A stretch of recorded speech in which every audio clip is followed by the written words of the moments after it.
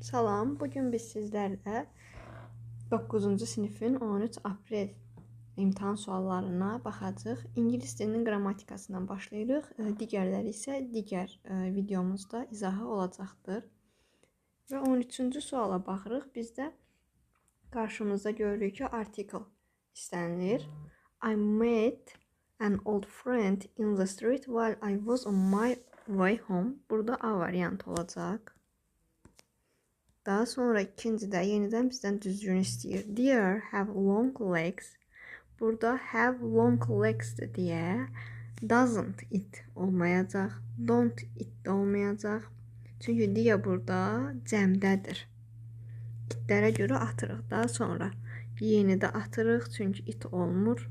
Və B ilə C arasında qalırıq. Birinci tərəf təsdiqdə olduğuna görə ikinci tərəfi biz inkarda götürəcəyik və beləliklə cavabımız B variantıdır.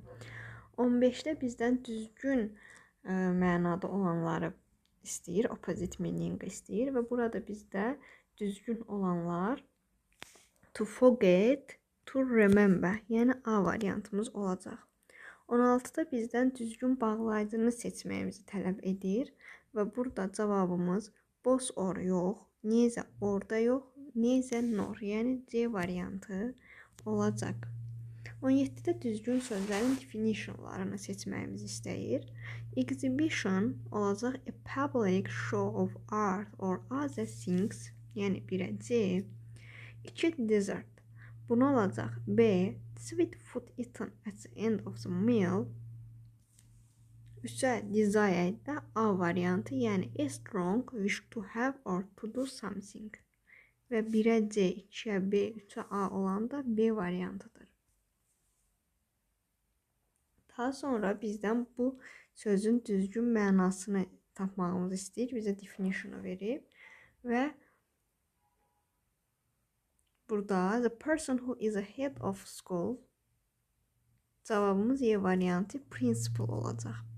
19-da düzgün istəyir. Yenidən bizlər the language courses approved by the Department of Education. Biz burada nöqtələrə düzgün seçməliyik və bu nöqtələrə düzgün seçmək üçün əvvəldəki sözümüzə baxacaq. The language courses.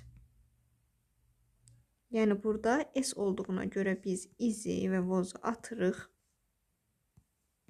Beləliklə A2 və 3-ü götürəcəyik. Beləliklə cavabımız Y variantı olacaq. 20-də də bizdən modal sözü düzgün seçməmizi istəyir. I don't think you. Və burada görürük ki, to'lu modal söz seçəcəyik. Read the whole novel in 2 weeks. Bilirik ki, haven't-ı having modal söz kimi olduqda don't have to-la düzəlməlidir. İnkarı A-nı atırıq. Daha sonra will able olmur. Will be able olmalıydı. Daha sonra won't able yox. D-ni də atırıq. Should to-la işləmir. Y-ni də atırıq və cavabımız C variantı qalır.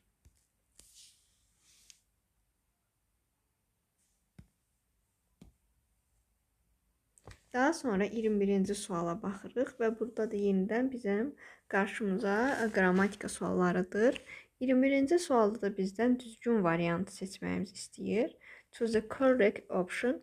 Burada nöqtələr verilib, düzgün sualı qoyacaq. You və düzgün formada olan fiilimizi, daha sonra isə a lot of money in the market last month. Last month sözünü görürük. Last month keçmiş sadə zamandır. Və buna görə də biz have-i, will-i, do-nu, are atırıq və beləliklə cavabımız did olan D variantımız qalacaq. 22-də düzgün preposition seçməliyik. Mike burada deməli laid on the bed as soon as he got home.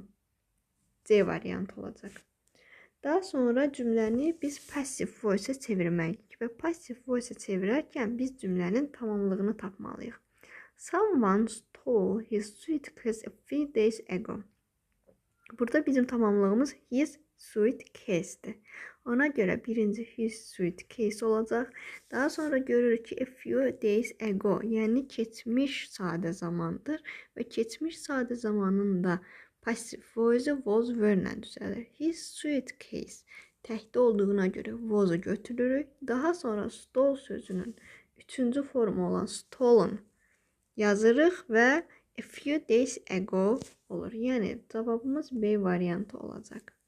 Daha sonra 24-ə baxdıqda bizdən yenidən düzgün variantı istəyir. I like nöqtələr trousers, but I don't like yenidən nöqtələr color. Burada cavabımız deməli trousers cəmdə olduğuna görə D və Y-ni avtomatik olaraq atırıq. A, B və C cavablarımız qalır. Daha sonra onun rəngini xoşlamıram. Yəni trousers sözü olur və o cəmdə olduğuna görə it's-i A-nı da atırıq və B-ni də it's-ə görə atırıq. Cavabımız C variantı qalır. Daha sonra bizdən sinonim olan cütlüklər istəyir və burada sinonim olanlar correct, true, yəni 1 və elegant, attractive, yəni 1, 4 olacaq. Digər videomuzda isə reading cavablarına baxılacaq və həmçinin də qısa olan mətnlərin də cavabları deyiləcək.